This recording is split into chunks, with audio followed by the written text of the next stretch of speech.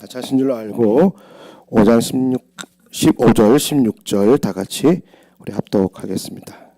에베소서 5장 15절 16절입니다. 시작. 그런즉 너희가 어떻게 행할지를 자세히 주의하여 지혜 없는 자같이 하지 말고 오직 지혜 있는 자같이 하여 세월을 아끼라. 때가 악하니라. 아멘. 예, 우리 가슴에 두 손 얹고 이렇게 고백하겠습니다. 나는 위대하신 하나님의 사랑받는 자녀입니다. 아멘. 여러분, 우리는 하나님의 사랑받는 자녀임을 여러분 믿으십니까?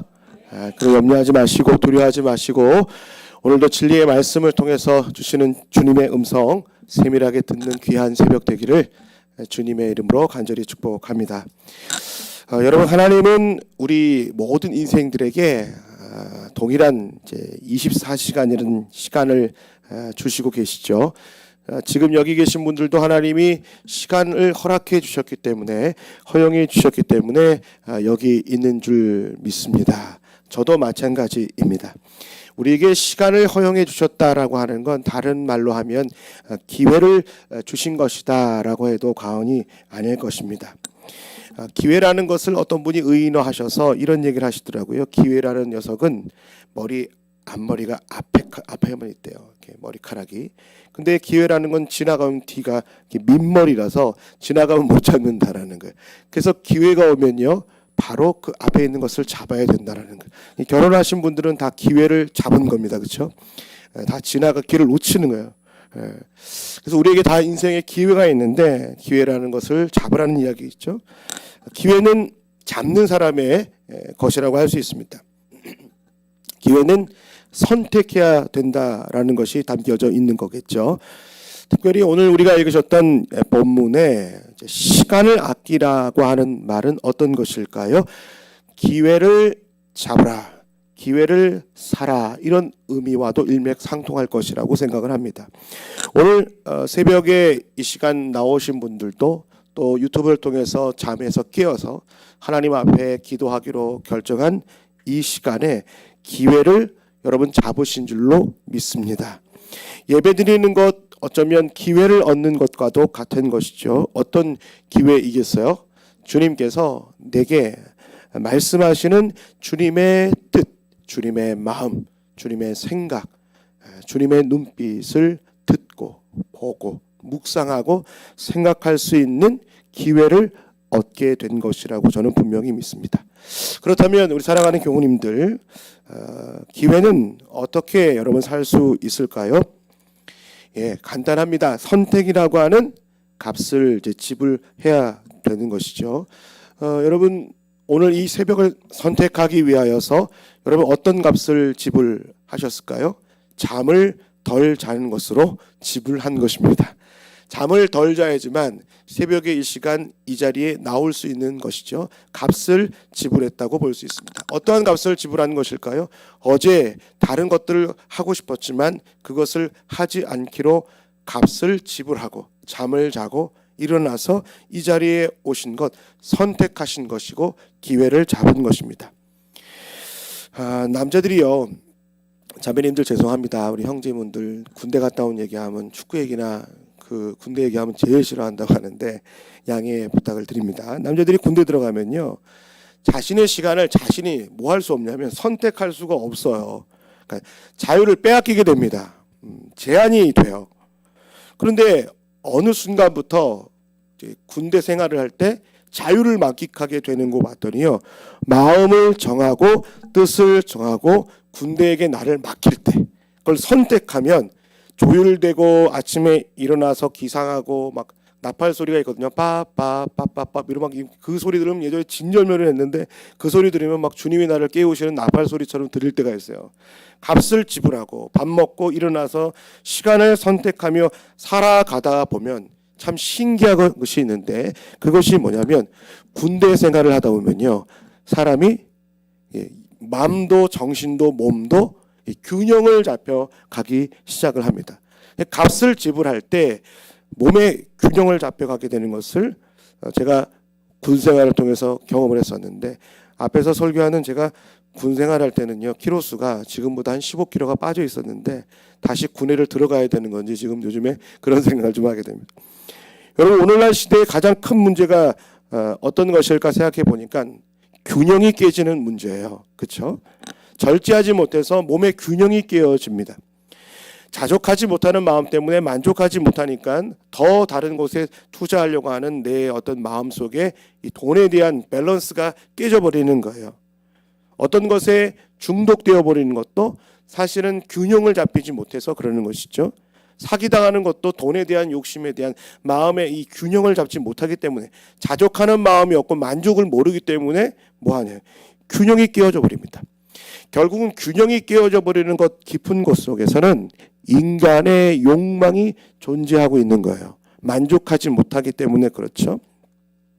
이것은 오늘날의 사람들이 어떤 것에 선택하며 거기에 집중하고 살고 있다고 해도 과언이 아닌 거예요. 그것이 어떤 것입니까? 요즘 우리 시대는 이런 시대의 사조 가운데 살아가고 있는 것 사실이에요. 뛰어난 영상교통 리차드 포스터가 쓰신 이 돈, 섹스, 권력이라고 하는 이 인간이 추구하는 것에는 이 세 가지가 다 맞물려 있는 거예요. 돈을 추구하고 또 성적인 것을 추구하고 결국은 권력을 추구하는 이 세 가지의 방향을 향해 달려가게 되죠. 모든 사람들이 자신의 인생을 이 돈과 성적인 것과 권력을 가지려고 시간을 몰두하며 허비하며 달려갑니다.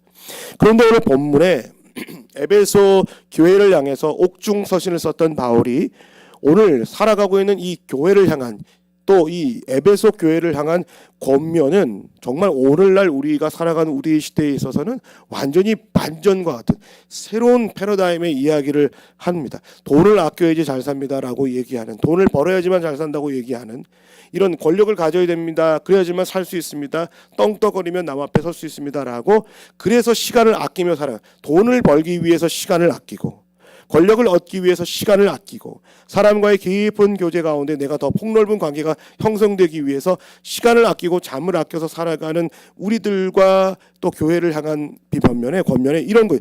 도리어 시간을 아끼며 기회를 선택해야 될 것들이 무엇인지에 대하여 그가 이야기하는 건 이런 거예요.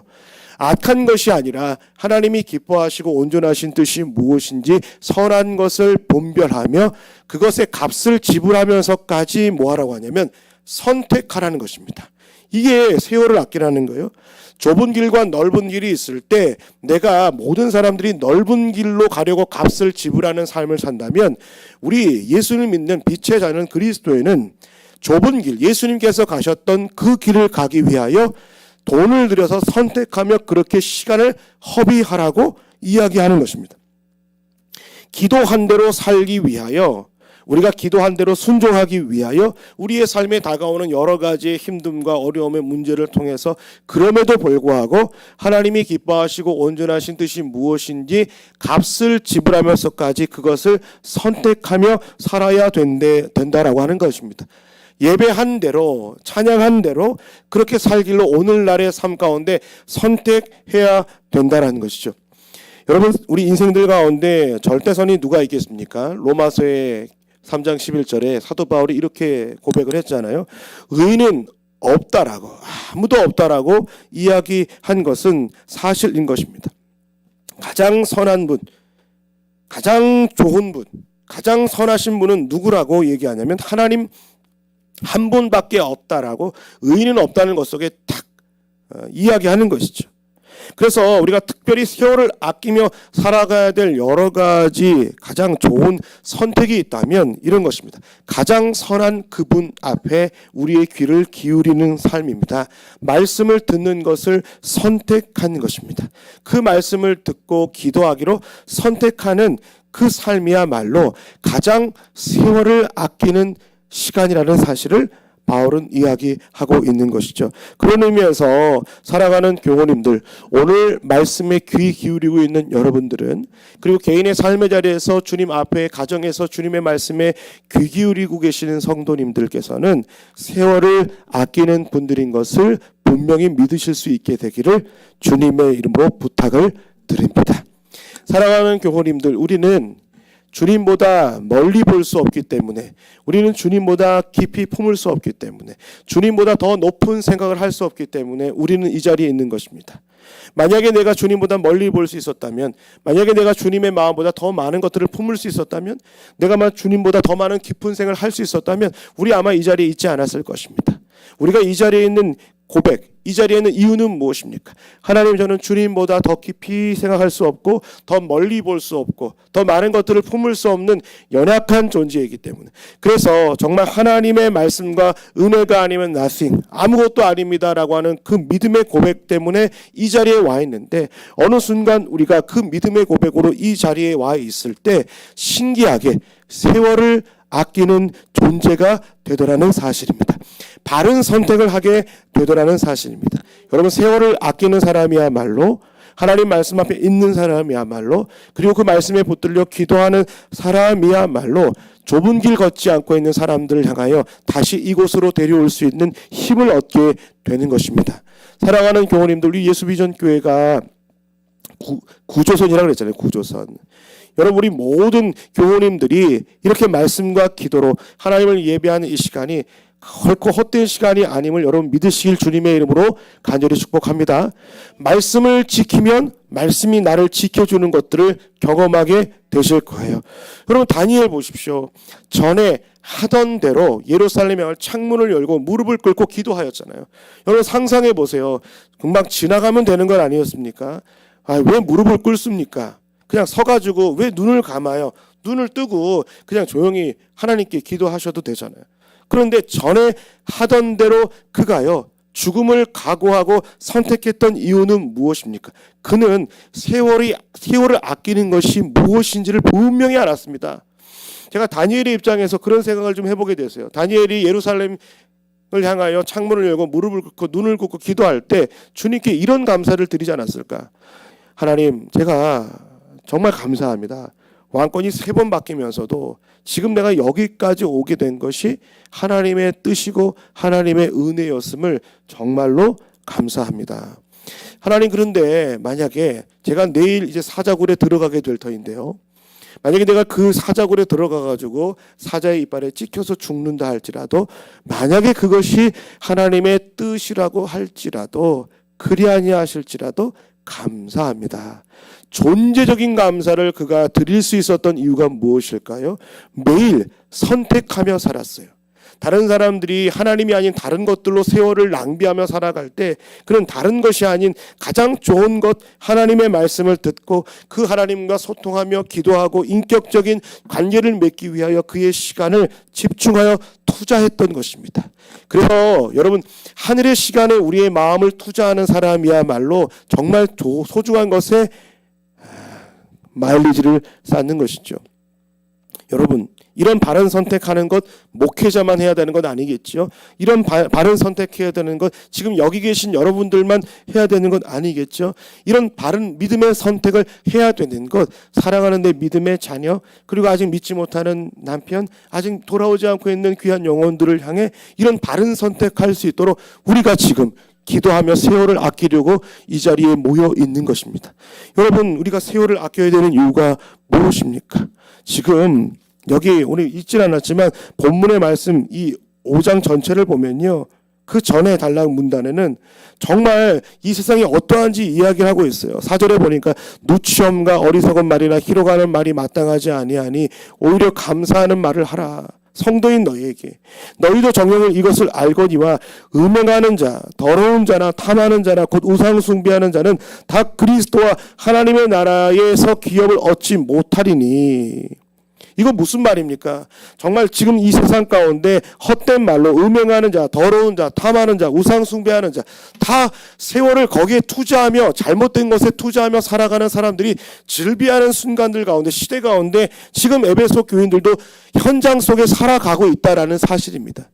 그런데 그럼에도 불구하고 너희들은 거기에 시간을 낭비하지 않고 하나님의 말씀과 기도를 어떻게 행할지를 자세히 주의하여 보고 주님의 음성을 듣고 그것을 선택하며 살아야 된다라고. 그럴 때 하나님의 기뻐하시고 온전하신 뜻이 무엇인지 분별할 수 있다라고 이야기하는 것 같죠.